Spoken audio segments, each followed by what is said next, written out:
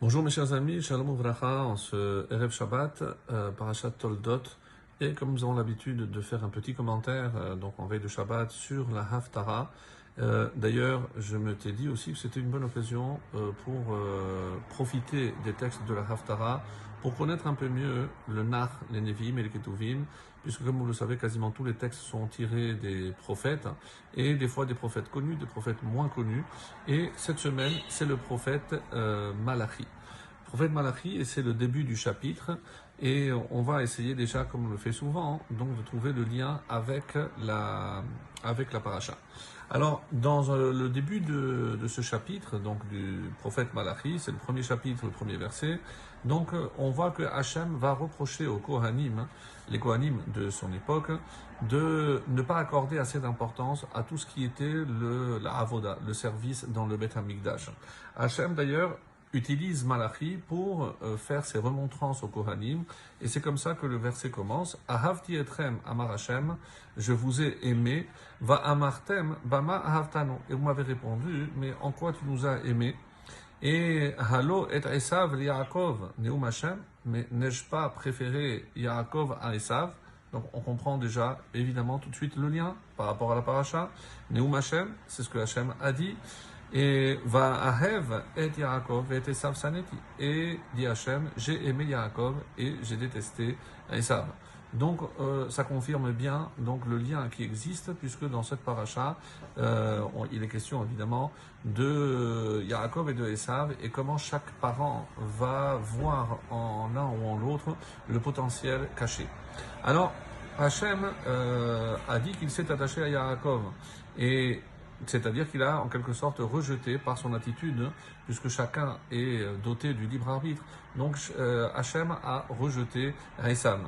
Alors même si, encore une fois, on pourrait croire en voyant le présent et surtout après toutes ces prophéties, que c'est Yaakov et ses descendants plutôt qui sont encore persécutés, qui sont exilés, alors on aurait pu se dire, ah bon, ben c'est ça, préférer les descendants de Yaakov pour les voir souffrir tout au long de ce long exil et interminable exil. Alors, donc ça c'est le prophète donc va essayer de répondre, et il va rajouter une phrase extraordinaire qui dit la chose suivante. Ben yichabed av, un fils respecte son père. Ve'eved adonav, et un serviteur, il évidemment respecte son père. Im ani, ve'im avi ani, si je suis un père, aye kevodi, Dieu dit, alors où est mon respect?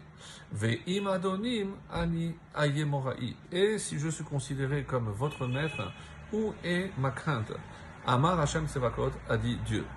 Lachem hakohanim bachai ishmi, et bosé shemi, et c'est pour ça qu'il dit et il les traite de méprisants.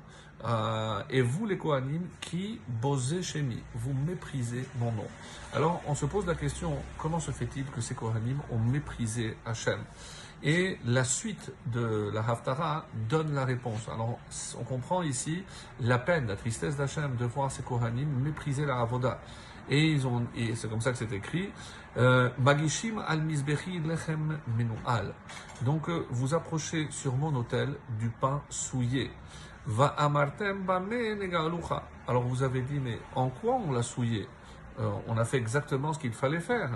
Be omrechem shulchan Hashem nivzehu, et en disant que la table d'Hachem est méprisable. Alors, on ne comprend pas très bien de quoi il s'agit, et c'est l'explication, pas cette fois-ci du Malbim, mais du Meshech Chochma, qui nous permettra de comprendre de quoi il s'agit. Alors, certains disent que, qu'est-ce qu'ils ont souillé le pain? Vous savez qu'avant de consommer le pain était posé sur la table, donc personne n'avait le droit de toucher avant de le manger. Donc, on ne pouvait pas mépriser la table d'Hachem, puisque les pains étaient placés d'une semaine à l'autre. Mais il y avait une condition, avant de manger ce pain, il fallait offrir la levona. La levona, donc, c'est de l'encens, et une fois qu'on avait brûlé, que cette levona, cet encens était consumé sur le misbéar, et ça autorisait les Kohanim à pouvoir manger. Et cette levona eh ben, elle était appelée aussi lechem parce que ça leur donnait l'autorisation de manger le pain.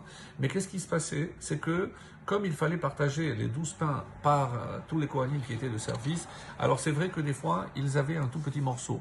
Et donc il y a un texte qui nous dit qu'une fois, un il a dit, moi j'ai reçu un kazaït de lechem apanim. Le deuxième il a dit, moi j'ai reçu un poule, donc la taille d'une fève.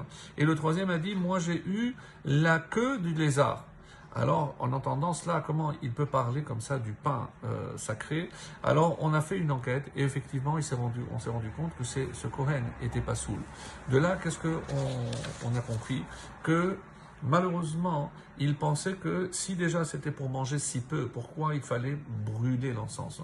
Des fois, on ne se rend pas compte que la bracha n'est pas forcément dans la quantité, que même cette petite quantité, et c'est un petit peu ce que la fin nous dit, puisque Hachem compte sur les Kohanim, il fallait qu'ils soient vraiment à la hauteur. Qui sifte Kohen ishmeru da'at, car les lèvres du Kohen garderont le savoir.